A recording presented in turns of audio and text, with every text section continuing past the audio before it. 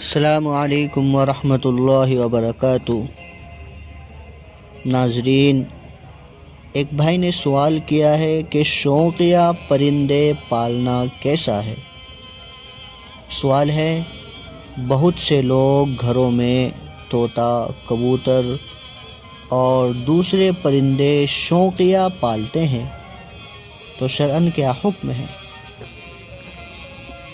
دیکھیں بھائی، حضرت انس رضی اللہ عنہ کے بھائی ابو عمیر چھوٹے تھے، انہوں نے ایک پرندہ پال رکھا تھا جس سے وہ کھیلا کرتے تھے۔